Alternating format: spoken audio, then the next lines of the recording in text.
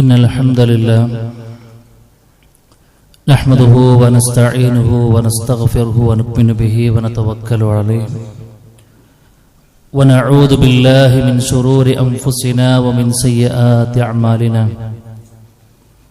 من يهده الله فلا مضل له ومن يضلل فلا هادي له وأشهد أن لا إله إلا الله وحده لا شريك له وأشهد أن محمدا عبده ورسوله ورسله بالهدى ودين الحق ليظهره على الدين كله ولو كره المشركون اللهم صل على محمد وعلى آل محمد كما صليت على إبراهيم وعلى آل إبراهيم إنك حميد مجيد أما بعد فإن خير الكلام كلام الله وخير الهدي هدي محمد صلى الله عليه وسلم وشر الأمور محدثاتها وكل محدثة بدعة وكل بدعة ضلالة وكل ضلالة في النار أعوذ بالله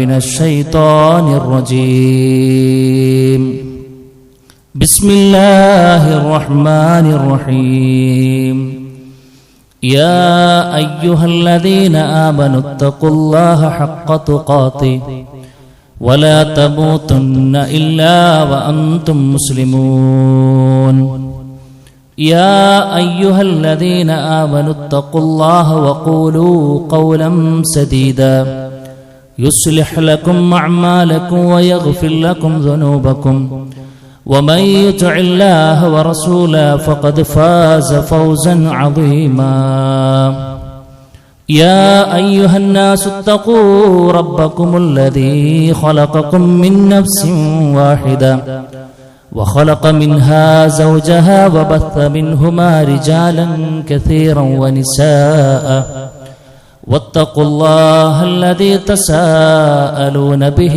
والأرحام إن الله كان عليكم رقيبا بسم الله الرحمن الرحيم ولا تمدن عينيك إلى ما متعنا به أزواجا منهم زهرة الحياة الدنيا لنفتنهم فيه ورزق ربك خير وأبقى رب اشرح لي صدري ويسر لي أمري واحلل عقدة من لساني يفقهوا قولي സ്നേഹാദരണീയരായ സത്യവിശ്വാസികളെ വിശ്വാസിനികളെ സർവ്വലോകരക്ഷിതാവായ റഹ്മാനായ റബ്ബിന്റെ ആജ്ഞകളും നിർദ്ദേശങ്ങളും ജീവിതത്തിന്റെ മുഴുവൻ മേഖലകളിലും കഴിവിന്റെ പരമാവധി പുലർത്തിയും പാലിച്ചും മുന്നോട്ടു പോകണം എന്ന് ആമുഖമായും ആത്മാർത്ഥമായും സൂചിപ്പിക്കുകയാണ്. റഹ്മാനായ റബ്ബ് അതിനുള്ള തൗഫീഖ് നമുക്ക് എല്ലാവർക്കും നൽകി അനുഗ്രഹിക്കുമാറാകട്ടെ. സഹോദരങ്ങളെ, ഏതൊരു മനുഷ്യനും തന്റെ ജീവിതത്തിൽ ഏറെ ഉപകാരപ്പെടുന്ന ഒന്നാണ് ഉപദേശം എന്ന് പറയുന്നത്. എന്നാൽ ചിലർക്കെങ്കിലും ഉപദേശം എന്ന് പറഞ്ഞാൽ അതൊരു വെറുപ്പും ചടപ്പും ഒക്കെ ഉണ്ടാക്കുന്ന കാര്യങ്ങളായിരിക്കാം. എന്നാൽ നമ്മേക്കാൾ അറിവും നമ്മേക്കാൾ പരിചയസമ്പത്തും കഴിവും മികവും ഒക്കെയുള്ള ആളുകളിൽ നിന്നും നമ്മുടെ ജീവിതത്തിലെ ഓരോ ഘട്ടങ്ങളിലുമുള്ള ഉപദേശങ്ങളും നിർദ്ദേശങ്ങളും നാം സ്വീകരിക്കുമ്പോഴാണ് അബദ്ധങ്ങളും തെറ്റുകളും ഒന്നും പറ്റാതെ ജീവിതത്തിൽ നമുക്ക് മുന്നോട്ട് പോകാൻ കഴിയുക. മറ്റുള്ളവരുടെ ഉപദേശങ്ങൾ സ്വീകരിക്കാൻ നമുക്ക് മനസ്സുണ്ടെങ്കിൽ അത് നമ്മുടെ മനസ്സ് കറകളഞ്ഞതാണ് എന്നതിനുള്ള വലിയൊരു അടയാളമാണ്. പല ആളുകൾക്കും അതിന് കഴിയാറില്ല. സഹോദരങ്ങളെ, ഉപദേശങ്ങളുടെ കൂട്ടത്തിൽ നമുക്ക് ഏറ്റവും ഉപകാരപ്പെടുക പരലോകത്ത് നമ്മളെ രക്ഷപ്പെടുത്തുന്ന, അവിടെ നമ്മൾ കുടുങ്ങിപ്പോകുന്ന കാര്യങ്ങളെക്കുറിച്ച് പറഞ്ഞു തരുന്ന കാര്യങ്ങളായിരിക്കാം. നമ്മൾ പലപ്പോഴും ഉപദേശങ്ങൾ തേടി പോകാറുണ്ട്. ഞാൻ അവിടെ ഒരു 10 സെന്റ് സ്ഥലം നോക്കുന്നുണ്ട്, എന്താ നിന്റെ അഭിപ്രായം? അപ്പൊ അദ്ദേഹത്തിന് പറയാനുള്ള കാര്യങ്ങളൊക്കെ നമ്മൾ സാഗൂതം കേൾക്കും. കാരണം ലക്ഷങ്ങളാണ് നമ്മൾ മുടക്കുന്നത്. വളരെ ശ്രദ്ധയോടുകൂടെ നമ്മൾ കേൾക്കും. കാരണം ദുനിയാവിന്റെ കാര്യമാണ്. പക്ഷെ പരലോകത്തിന്റെ കാര്യത്തിൽ അത്തരത്തിലുള്ള ഉപദേശങ്ങൾക്ക് നാം എത്ര കണ്ട് നിന്നുകൊടുക്കാറുണ്ട് എന്നുള്ളത് സഹോദരങ്ങളെ വളരെ ഗൗരവത്തിൽ നാം ശ്രദ്ധിക്കേണ്ട കാര്യമാണ്. മഹാനായ നബി കരീം സല്ലല്ലാഹു അലൈഹി വസല്ലമ സ്വഹാബാക്കൾക്ക് പൊതുവേയും എന്നാൽ ചിലരൊക്കെ വിളിച്ച് പ്രത്യേകിച്ചും ചില ഉപദേശങ്ങൾ കൊടുക്കാറുണ്ടായിരുന്നു. ചില ആളുകളൊക്കെ നബി കരീം സല്ലല്ലാഹു അലൈഹി വസല്ലം അടുക്കിലേക്ക് വന്ന് പ്രവാചകരെ ഞങ്ങൾക്ക് ഇന്ന വിഷയത്തിൽ ഉപദേശം നൽകണമെന്ന് അവിടുന്ന് പ്രത്യേകം ചോദിക്കാറുമുണ്ടായിരുന്നു.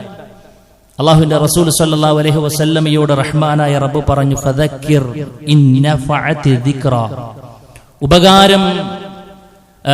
ഉപദേശം ഉപകാരപ്പെടുമെന്ന് നിനക്ക് തോന്നുന്നവരോട് നീ ഉപദേശിക്കണമെന്നാണ്. അതാർക്കാണ് ഉപകാരപ്പെടുക? മനസ്സിന്റെ ഉള്ളിൽ ഭയപ്പാടുള്ളവർക്കെല്ലാം ഉപദേശം അത് വല്ലാത്ത സ്വീകാര്യത ലഭിക്കുമെന്നാണ്. പക്ഷെ നബിയെ, നീ ഉപദേശിക്കുമ്പോഴും അതിൽ നിന്നും വിട്ടുനിൽക്കുന്ന ആളുകളുണ്ട്. അവൻ അഷ്കയാണ്, ഏറ്റവും നിർഭാഗ്യവന്മാരാണ് എന്നാണ്. അവരെ കാത്തിരിക്കുന്നത് അല്ലദീ യസ്ലൻ നാറൽ കുബ്റ, വലിയ നരകത്തിലേക്കാണ് അവർ പോകാനുള്ളത് എന്ന്. ഞാൻ പറയണത് എന്താണെന്നറിയോ സുഹൃത്തുക്കളെ? ഉപദേശങ്ങളെ ജീവിതത്തിൽ നിരന്തരമായി കൊണ്ട് കേൾക്കുമ്പോൾ നമ്മുടെ ജീവിതം വല്ലാതെ മാറും. മഹാനായ റസൂൽ കരീം സല്ലല്ലാഹു അലൈഹി വസല്ലമ തന്റെ ജീവിതത്തിൽ സ്വഹാബാക്കൾക്ക് കൊടുക്കുന്ന ഉപദേശങ്ങളിലെ ഏറ്റവും പ്രധാനപ്പെട്ട ചില സംഗതികളുണ്ട്. മഹാനായ അബൂദർറുൽ ഗഫാരി റളിയല്ലാഹു അൻഹുവിനെ അള്ളാഹുവിന്റെ റസൂൽ സല്ലല്ലാഹു അലൈഹി വസല്ലമ ആ നിലക്ക് കൊടുത്ത 7ഓളം ഉപദേശങ്ങൾ നമുക്ക് കൂടെയുള്ളതാണ്. അവർ അത് കേട്ടു, അവരുടെ ജീവിതത്തിൽ പകർത്തി, ആർക്കും അറിയിക്കാതെ പോകല്ല, നമുക്ക് കൂടെ അത് അറിയിച്ചു തന്നു. എന്തിനാത്? അന്ന് അള്ളാന്റെ റസൂൽ അബൂദർറുൽ ഗഫാരിയെ വിളിച്ചു പറഞ്ഞ ഉപദേശം അത് എന്നോട് നിങ്ങളോടും കൂടെയുള്ളതാണ്. എങ്കിൽ 7ഓളം ചില കാര്യങ്ങളെ കുറിച്ചാണ് ഇന്ന് ഒരു ഖുതുബയിൽ കേൾപ്പിക്കണമെന്ന് ആഗ്രഹിക്കുന്നത്. സുഹൃത്തുക്കളെ, അദ്ദേഹം പറഞ്ഞു, അമറനി ഖലീലി ബിസബഇ, 7 കാര്യങ്ങളെ കൊണ്ട് എന്റെ ഖലീൽ, എന്റെ കൂട്ടുകാരൻ അഥവാ നബി കരീം സല്ലല്ലാഹു അലൈഹി വസല്ലം എന്നെ ഉപദേശിച്ചു. എന്താണത്? അമറനി ബിഹുബ്ബിൽ മസാകീൻ വദ്ദുനൂബി മിൻഹും, അദ്ദേഹം എന്നോട് കൽപ്പിച്ചത് പാവപ്പെട്ടവർ ഇഷ്ടപ്പെടാനാണ്. അബൂദർ, നീങ്ങനെ പോകുമ്പോ പലരെയും നിനക്ക് കാണാൻ കഴിയും. ഒരുപാട് സമ്പത്ത് നൽകപ്പെട്ട ആളുകളുണ്ടാവും, പലതരത്തിലുള്ള ആളുകളുണ്ടാവും. പാവപ്പെട്ടവർ, ഉടുതുണിക്ക് മറുതുണിയില്ലാത്ത ആളുകളുണ്ടാവും. അകറ്റരുത് നിന്റെ ജീവിതത്തിൽ നിന്ന് ആരെയും. പാവപ്പെട്ടവരെ ഇഷ്ടപ്പെടണം, നീ അവരോട് ചേർന്ന് നിൽക്കണം. സുഹൃത്തുക്കളെ, സമൂഹത്തിൽ ഏറ്റവും കൂടുതൽ അവഗണിക്കപ്പെടുന്നവരാരാ? പൈസയുള്ളവരാണോ? പത്രാസുള്ളവരാണോ? ആരുമല്ല. എന്തൊക്കെ കയ്യിലിരിപ്പുണ്ടെങ്കിലും അവന്റെ പണമുണ്ടോ, അവന്റെ ബാക്കിയുള്ള ഏരിയകളെല്ലാം ആളുകൾ മറക്കാൻ ശ്രമിക്കും, അവന്റെ കൂടെ പോകും. എന്തേ? അവന്റെ കൂടെ നിന്നെങ്കിലേ എന്തെങ്കിലുമൊക്കെ നക്കാപ്പിച്ച് കിട്ടുകയുള്ളൂ എന്നാണ് ആളുകൾ പൊതുവെ ധരിക്കാറുള്ളത്. പാവപ്പെട്ട ആളുകളെ ആരും മെയിൻ ചെയ്യാറില്ല. അവനെ വിവാഹത്തിന് ക്ഷണിച്ചിട്ടില്ലെങ്കിൽ വലിയ വിഷയമല്ല, അവൻക്ക് വന്നാലും വന്നില്ലെന്ന് പ്രശ്നമല്ല, ഒന്നും കിട്ടാനില്ല എന്ന് ആളുകൾ പറയാം, അല്ലേ? വലിയ പരിഗണന കൊടുക്കാത്ത ആളുകൾ ഒരിക്കലും ഉണ്ടാകരുതെന്നാ പറയുന്നത്. നാം നമ്മുടെ ജീവിതത്തിൽ ചേർത്ത് വെക്കേണ്ട ഏറ്റവും വലിയൊരു പാഠമാണ് സഹോദര, പാവപ്പെട്ട ആളുകളെ നെഞ്ചോട് ചേർത്ത് പിടിക്കാൻ നമുക്ക് കഴിയണം. മഹാനായ റസൂൽ കരീം സല്ലല്ലാഹു അലൈഹി വസല്ലമ ആദ്യ നാളുകളിൽ ദഅവത്തുമായി കൊണ്ടുവന്നപ്പോഴേ അല്ലാഹുവിന്റെ റസൂലിന് ഏറ്റവും കൂടുതൽ ഉപകാരപ്പെട്ടത് ആരാന്നറിയോ? ഉടുതുണിക്ക് മറുതുണിയില്ലാത്ത പാവപ്പെട്ട ആളുകളാണ് സുഹൃത്തുക്കളെ.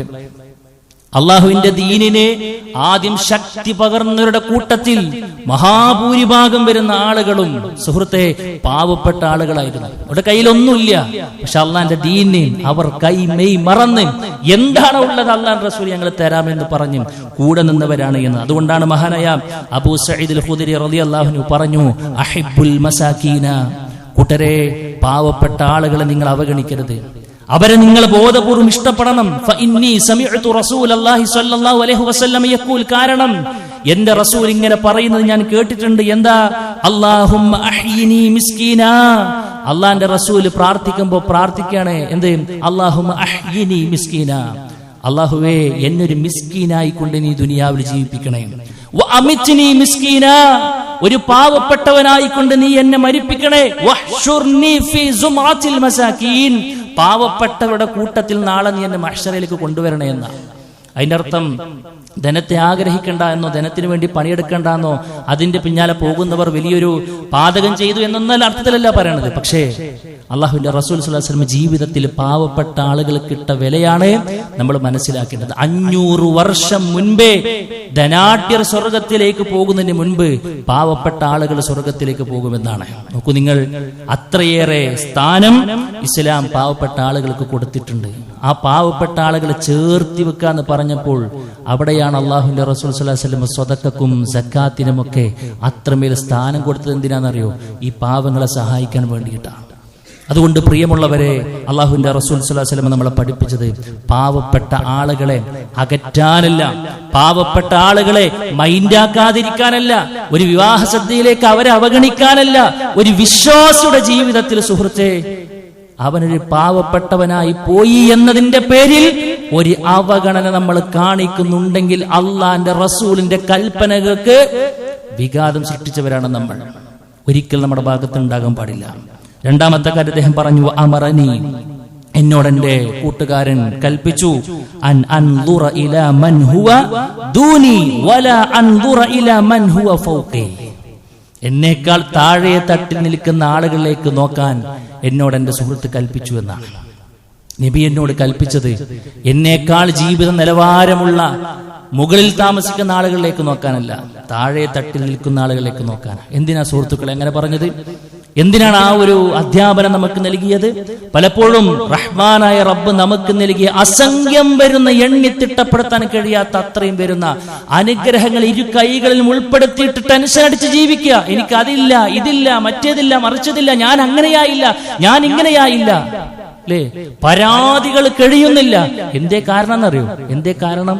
ഒക്കെ തന്നെക്കാൾ മുന്തിയ ആളുകളിലേക്ക് നോക്കുക. അത്യാവശ്യം തിരക്കിടില്ലാത്തൊരു വീട്ടിലാണ് അവൻ ജീവിക്കുന്നത്. പക്ഷെ ഏറ്റവും മുന്തിയ വീട്ടിൽ ഇങ്ങനെ താമസിക്കുന്ന ആളിലേക്ക് നോക്കിയിട്ട് അവന്റെ പോലെ ഭൗതിക സൗകര്യം എനിക്കില്ലല്ലോ എന്ന് നോക്കാൻ തീരുമാനിച്ച സുഹൃത്തുക്കളെ, കിട്ടിയതിന് നന്ദി കാണിക്കാൻ നമുക്ക് കഴിയോ? അതുകൊണ്ട് എന്താണെന്നറിയോ? അല്ലാഹു സുബ്ഹാനഹു വ തആല പറയാ, വലാ തമുദ്ദന്ന ഐനൈക ഇലാ മാ മത്തഅനാ ബിഹി. അല്ലാഹു സുബ്ഹാനഹു വ തആല ഭൗതിക വിഭവങ്ങൾ നൽകിയ, നിന്നേക്കാൾ ഭൗതിക വിഭവം നൽകിയ ആളുകളിലേക്ക് നിങ്ങൾ എന്താക്കരുത്, നിങ്ങളുടെ കണ്ണുകളെ പായിപ്പിക്കരുത് എന്ന് അള്ളാഹുവിന്റെ കൽപ്പനയാണ്. ഒരു വിലയില്ലാത്തതാ സുഹൃത്തുക്കളെ ദുനിയാവ് എന്ന് പറഞ്ഞാൽ. അത് റഹ്മാനായ റബ്ബ് ആളുകൾക്ക് ഇങ്ങനെ വാരി വിതറി കൊടുക്കും. അത് ആർക്ക് എത്ര കൊടുക്കണമെന്നൊന്നുമില്ല. അതൊക്കെ ഒരു പരീക്ഷണമായി കൊണ്ട് കൂട്ടിയാൽ മതി. പക്ഷെ മറ്റുള്ളവർക്ക് കിട്ടിയതിന്റെ പേരിൽ നമ്മൾ ഒരിക്കലും അസൂയോടുകൂടെ നോക്കിക്കഴിഞ്ഞാൽ നമുക്ക് കിട്ടിയ സംഗതികൾ മറന്നുപോകും നമ്മൾ. അതുകൊണ്ട് ഷോർട്സും റീൽസൊക്കെ ഇങ്ങനെ പല ആളുകളും ഇങ്ങനെ കണ്ടുകൊണ്ടേയിരിക്കും, അല്ലെ? നമ്മളെക്കാൾ മുന്തിയ വീടിലേക്കായിരിക്കും എപ്പോഴും ശ്രദ്ധ.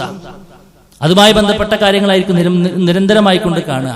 പിന്നെ എങ്ങനെയാണ് സുഹൃത്തുക്കൾ നമ്മൾ അതിങ്ങനെ കണ്ടിട്ട് പിന്നെ നമ്മുടെ വീട്ടിൽ നോക്കുമ്പോൾ ഇതൊരു ചെറിയ കുടിലായിക്കൊണ്ട് നമുക്ക് തോന്നും. ഇന്നതൊരു കൊട്ടാരമായിക്കൊണ്ട് നിങ്ങൾക്ക് തോന്നും. എപ്പോഴെന്നറിയോ? പുറത്തേക്ക് ഇങ്ങനെ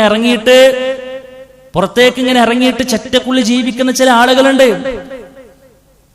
മഴ വന്നാൽ മഴ കൊള്ളണം, വെയിലാണെങ്കിൽ വെയിലെന്ന് വിചാരിച്ച് പീഡികത്തെണ്ണയിൽ അന്തി ഉറങ്ങുന്ന ആളുകളിലേക്ക് നോക്കണം. ഉടുത്ത വസ്ത്രമല്ലാതെ വേറൊന്നില്ലാത്ത ആളുകൾ നോക്കണം. നമ്മുടെ സെൽഫ് നോക്കിയാൽ 5, 6, 7 കൂട്ട് വസ്ത്രം ഉണ്ടാവും. നമുക്ക് കുറച്ച് നിരച്ച വസ്ത്രം നിരക്കി നമുക്ക് പറയാണ്ടാകുള്ളൂ. പക്ഷെ എടുത്തതിനപ്പുറത്തേക്ക് ഒന്നില്ലാത്ത ആളുകളുണ്ട്. അവരിലേക്ക് നോക്കുമ്പോഴാണ് റഹ്മാനായ റബ്ബ് നമുക്ക് നൽകിയ വിവരം കിട്ടി നമുക്ക് ബോധ്യപ്പെടും. അതുകൊണ്ട് സുഹൃത്തുക്കളെ, എപ്പോഴും ജീവിതത്തിൽ സ്വസ്ഥതയും സമാധാനത്തോടു കൂടെയും അള്ളാഹു നമുക്ക് നൽകിയ അനുഗ്രഹങ്ങൾ ബോധ്യപ്പെട്ട് ശുക്ർ നൽകണമെങ്കിൽ നമ്മളുടെ ജീവിതത്തിൽ ഉണ്ടാകുന്ന ഏറ്റവും പ്രധാനപ്പെട്ട ഒന്നാണ് ഭൗതിക വിഷയത്തിൽ നമ്മളെക്കാൾ താഴേക്കടയിൽ നിൽക്കുന്ന ആളുകളിലേക്ക് എപ്പോഴും നമ്മൾ നോക്കണം എന്നുള്ളതാണ്. മൂന്നാമത്തെ കാര്യം എന്താണെന്നറിയോ? കുടുംബ ബന്ധം ചേർക്കാൻ എന്നോട് കൽപ്പിച്ചു. വെറുതെ പറയല്ല, അവർ തിരിഞ്ഞു കളഞ്ഞാലും. ഇങ്ങോട്ട് വന്നാൽ മാത്രം അങ്ങോട്ട് എന്നല്ല. എന്റെ വീട്ടിൽ കല്യാണം നടക്കുമ്പോൾ അവന് വന്നു, പിന്നെ അവനെ വിളിച്ച് അവന്റെ വീട്ടിൽ നടക്കുമ്പോൾ ഞാനിങ്ങനെ പോകാതിരിക്കുക എന്നല്ല. അവൻ എനിക്ക് ചെയ്തു തരട്ടെ, തരാതിരിക്കട്ടെ, കുടുംബ ബന്ധമാണോ ചേർക്കൽ എന്റെ ബാധ്യതയാണ്. അങ്ങനെ കൊണ്ടുനടക്കുന്ന എത്ര പേരുണ്ട് സുഹൃത്തുക്കളെ?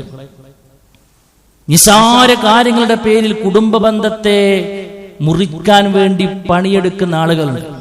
അപ്പൊ അങ്ങോട്ട് പോകാറില്ല. എന്തേ? എത്ര വർഷമായി? 4-5 വർഷമായി തിരിഞ്ഞു നോക്കിയിട്ടില്ല. എന്തേ വിഷയം? ഒന്നുമില്ല, ഒരു ചെറിയ കാര്യം. എത്ര സിമ്പിളായിട്ടാ സുഹൃത്തുക്കളെ പറയണത്. അള്ളാഹുവിന്റെ റസൂൽ സ്വല്ലല്ലാഹു അലൈഹി വസല്ലം അള്ളാഹ് പഠിപ്പിച്ചതായിക്കൊണ്ട് പറയാ, എന്താണെന്നറിയോ? കുടുംബ ബന്ധത്തോട് അള്ളാഹു സംസാരിക്കുകയാണ്. കുടുംബ ബന്ധത്തോട് അള്ളാഹു സംസാരിക്കുകയാണ്. എങ്ങനെ നമുക്കറിയില്ല? എന്താ പറഞ്ഞത്? അമാ തർലൈന, നിനക്ക് തൃപ്തിയുണ്ടോ? എന്ത്? അൻ അസ്ലമൻ വസലക്കി, കുടുംബ ബന്ധമേ നിന്നെ ചേർത്ത ആളോട് ഞാൻ ബന്ധം ചേർക്കാം. നിന്നോടാരെങ്കിലും ബന്ധം മുറിച്ചാൽ അവനോടുള്ള ബന്ധം ഞാനും മുറിക്കുമെന്ന വിഷയത്തിൽ നിനക്ക് തൃപ്തിയുണ്ടോന്ന് ചോദിച്ചപ്പോൾ കുടുംബ ബന്ധം അതേ എന്ന് പറഞ്ഞു എന്നാണ്.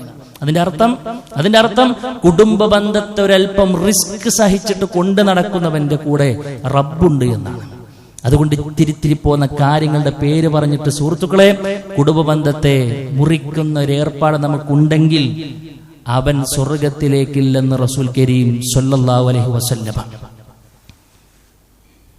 അതുകൊണ്ട് എന്തെങ്കിലുമൊക്കെ പ്രശ്നം ഉണ്ടെങ്കിൽ അത് വിട്ടുകൊടുക്കുക, അത് പുറത്തു കൊടുക്കുക.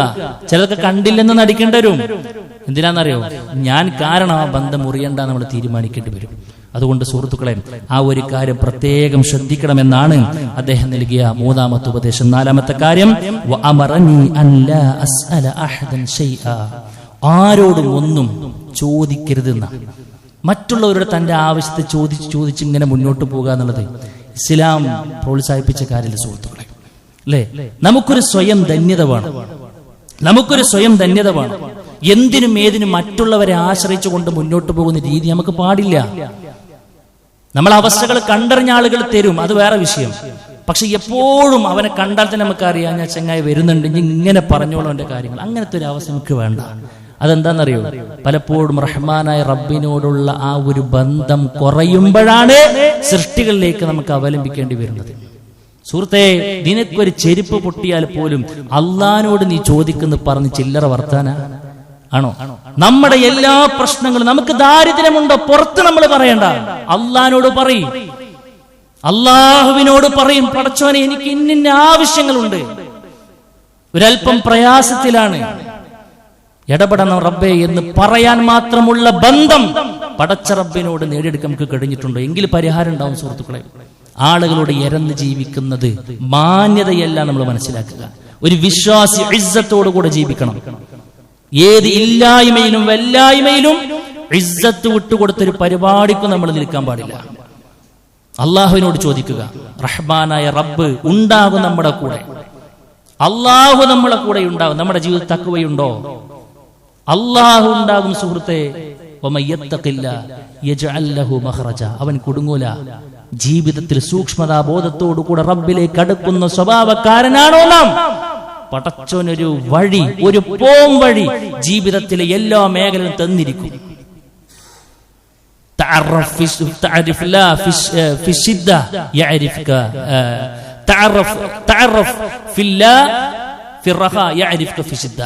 അള്ളാഹുവിന്റെ റസൂൽ സ്വല്ലല്ലാഹു അലൈഹി വസല്ലം പഠിപ്പിച്ചല്ലേ, നിനക്ക് ധന്യതയുള്ള കാലത്ത് നീ അള്ളാഹുവിനെ ശരിക്കും മനസ്സിലാക്കി ജീവിക്കുക.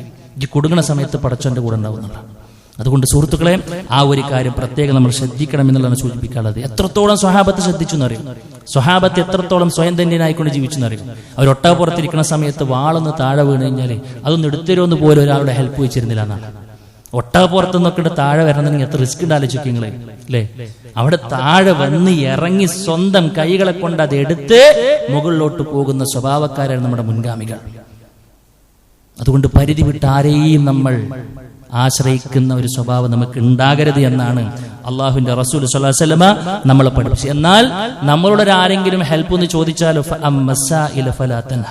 നമ്മളോട് ചോദിച്ചു എന്നൊരാളോട് നമ്മൾ എന്താക്കാൻ പറ്റൂല, ഒരു അതൃപ്തികരമായ ഒരു വാക്ക് പറയാൻ പാടില്ല. ചോദിക്കാതിരിക്കാൻ നമ്മൾ പരിശ്രമിക്കണം. എന്നാൽ നമ്മളോട് ആരെങ്കിലും ചോദിച്ചു വന്നാലോ അവരോട് വിരട്ടിക്കൊണ്ട ഒരു പരിപാടിക്ക് നമ്മൾ നിൽക്കാനും പാടില്ല. അഞ്ചാമത്തെ കാര്യം, കയ്പാണെങ്കിലും ഹക്കേ പറയാവൂ, സത്യമേ പറയാവൂ എന്ന്. എത്ര ലാഭം നിനക്ക് നഷ്ടപ്പെടുത്തുന്നതാണെന്നുണ്ടെങ്കിലും സുഹൃത്തെ, കളവ് പറയാൻ പാടില്ല എന്ന. സുഹൃത്തുക്കളെ, എത്ര നിസാരവൽക്കരിക്കുന്ന ഒരു തിന്മയാണ് കളവെന്ന് ആലോചിക്കുക. തൊട്ടതിനും പിടിച്ചതിനുമൊക്കെ കളവ് പറയുന്ന ആളുകൾ തുടങ്ങുമ്പോൾ തന്നെ വല്ലാഹി എന്നാണ് പറയാ. തമാശക്ക് കളവ് പറയുന്ന ആളുകൾ, ആളുകളെ ചിരിപ്പിക്കാൻ വേണ്ടിയിട്ട് തമാശക്ക് കളവ് പറയുന്ന ആളുകൾ, കച്ചവടത്തിലെ നിസാര ലാഭങ്ങൾക്ക് വേണ്ടിയിട്ട് ഒരു ഉളുപ്പുമില്ലാതെ കളവ് പറയുന്ന ആളുകൾ. ഇന്നലെ വന്നിട്ടേ ഉള്ളൂ എന്നാണ്, 2 ആഴ്ച വന്ന് നടക്കുന്ന സാധനം.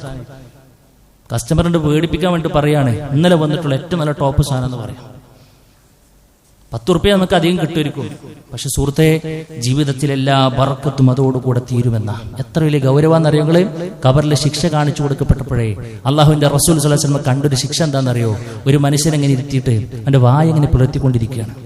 വലത് കവിൾ ഒരു ഇരുമ്പിന്റെ കൊളുത്തുപയോഗിച്ചുകൊണ്ട് കീറിക്കൊണ്ടിരിക്കുന്നു. വായു ചുണ്ടുമ്മ ചെറിയൊരു പുണ്ണ് വന്നത് സഹിക്കാൻ കഴിയുമോ സുഹൃത്തെ? ഒരു ചെറിയ ബ്ലേഡ് എടുത്തിട്ട് പോലും നമുക്കിങ്ങനെ കീറി പൊളിക്കാൻ കഴിയുമോ? നമുക്ക്? ആത്മാർത്ഥമായി കൊണ്ട് ചിന്തിക്കുക. 1 or 2 ദിവസമല്ല, ഉയർത്തെഴുന്നേൽപ്പിന്റെ നാള് വരെ ആ മനുഷ്യൻ അനുഭവിക്കാൻ പോകുന്ന ശിക്ഷയാണെന്ന് റസൂൽ കരീം സ്വല്ലല്ലാഹു അലൈഹി വസല്ലമക്ക് ജിബ്രീൽ പറഞ്ഞു കൊടുക്കുക അല്ലേ? ഇതിന് ഒരു തവണയല്ല, ഇതിന്റെ പൊളിക്കുക. എന്നിട്ട് ഇടതുഭാഗത്തെ കവിളിലേക്ക് ആ കൊളുത്തിട്ട് ഇത് മുറിക്കുന്നു. ഇതെടുക്കുമ്പോഴേക്കും വലതുഭാഗം പൂർണ്ണസ്ഥിതി പ്രാപിച്ചിരിക്കുന്നു.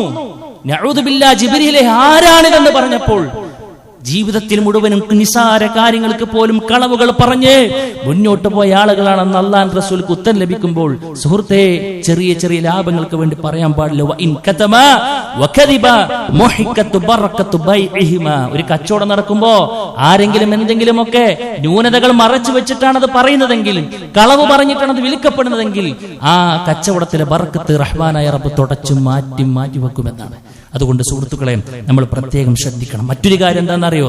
കളവായിക്കൊണ്ട് രേഖപ്പെടുത്താൻ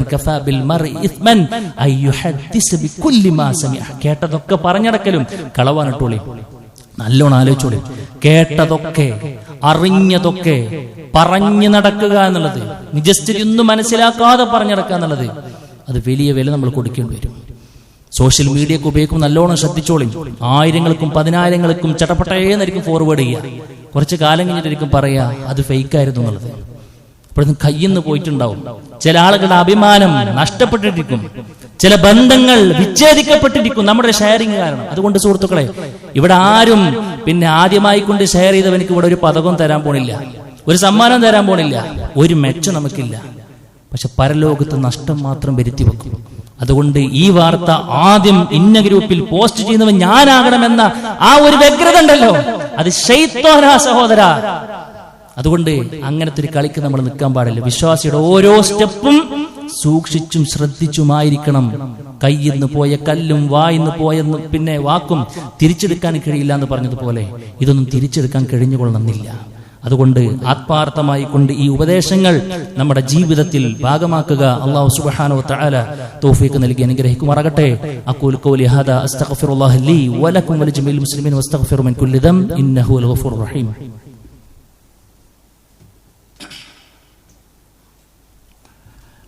അൽഹംദുലില്ലാഹി വഹ്ദഹു വസ്സലാത്തു വസ്സലാമു അലാ മൻ ലാ നബിയ്യ ബഅദഹു. അല്ലാഹു സുബ്ഹാനഹു വ തആലയുടെ നിയമങ്ങളും നിർദ്ദേശങ്ങളും പാലിച്ചുകൊണ്ട് ജീവിക്കണമെന്ന് വീണ്ടും വീണ്ടും ഓർമ്മപ്പെടുത്തുകയാണ്. സുഹൃത്തുക്കളെ, 6-മതായി അദ്ദേഹത്തോട് പറഞ്ഞത് അമറനീ അൻ ലാ അഖാഫ ഫില്ലാഹി ലൗമത ലാഇം.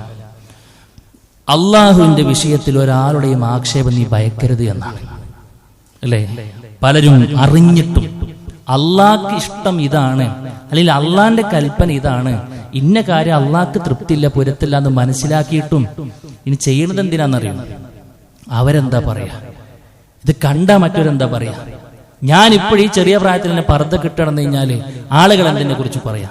ഞാൻ താടി നീട്ടിയാൽ ആളുകൾ എന്തെന്നെ കുറിച്ച് പറയാ? ഞാൻ നിര്യാണിക്ക് മുകളിലേക്ക് വസ്ത്രം ഇട്ട് കഴിഞ്ഞാൽ ആളുകൾ എന്താ പറയാ? കച്ചവടത്തിലേക്ക് ഇറങ്ങുമ്പോൾ എനിക്ക് പലിശ വേണ്ട എന്ന് ഞാൻ തീരുമാനിച്ചാൽ ആളുകൾ എന്തെന്നോട് പറയാ? അല്ലേ? മറ്റുള്ളവരുടെ ആക്ഷേപം ഭയപ്പെട്ടിട്ട് അള്ളാഹുവിന്റെ ദീനിനെ അരികുവൽക്കരിക്കുന്ന പ്രവണത നിന്റെ ജീവിതത്തിൽ ഉണ്ടാകരുതെന്ന് റസൂൽ കരീം സ്വല്ലല്ലാഹു അലൈഹി വസല്ലമ എന്നോട് കൽപ്പിച്ചു എന്നാണ്. ഏറ്റെടുക്കാൻ കഴിയുമോ നമുക്കത്?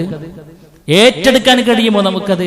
ആളുകൾ പറയുന്നത് പറയട്ടെ, എന്റെ കൂടെ എന്റെ റബ്ബുണ്ട്. അല്ലേ? ലോകം മുഴുവൻ നിനക്കെതിരായാലും നിന്റെ കൂടെ നിന്റെ റബ്ബുണ്ടെങ്കിൽ നിന്റെ രോമത്തിൽ പോലും തൊടാൻ കഴിയുകയില്ല എന്ന് അടിസ്ഥാന പാഠമല്ലേ സുഹൃത്തുക്കളെ?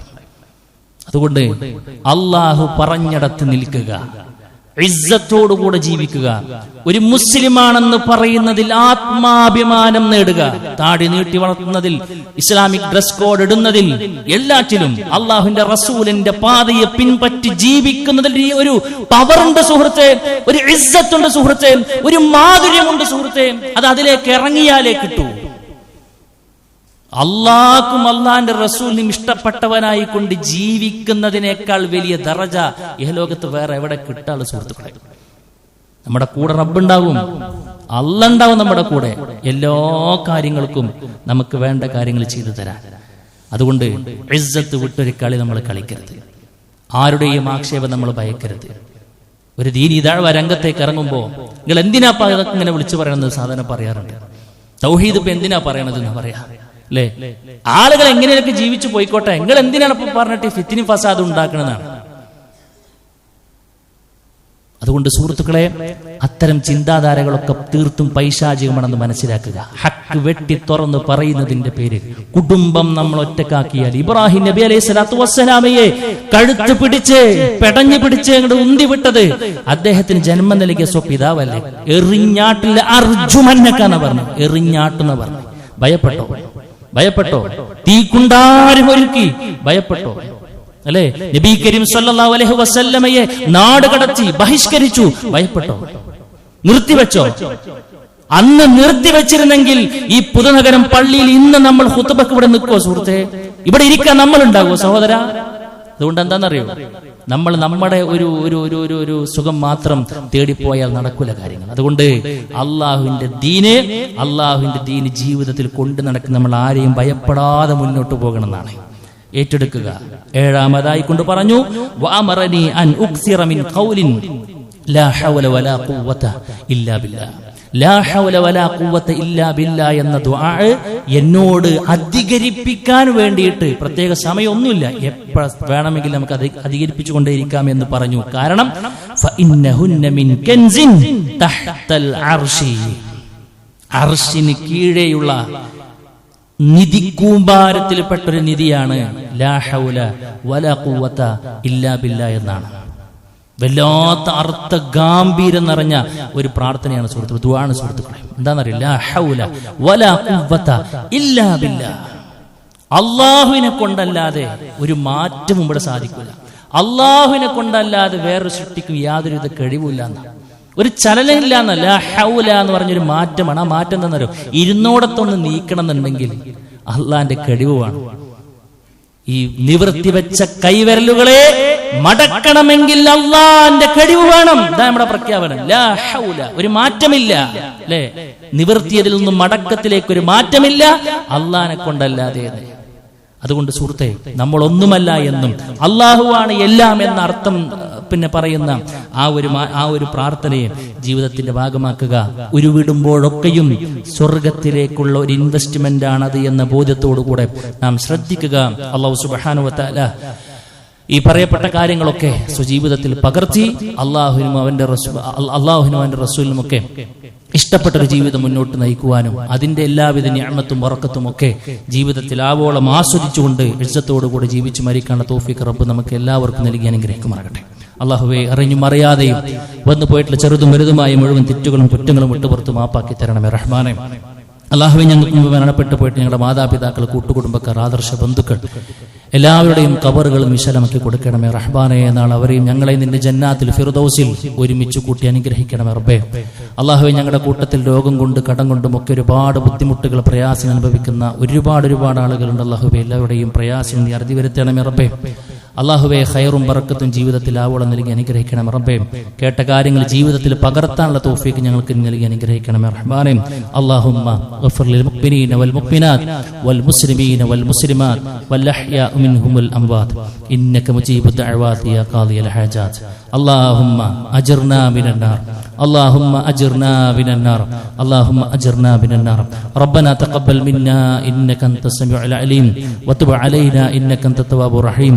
آمين آمين برحمتك يا أرحم الراحمين.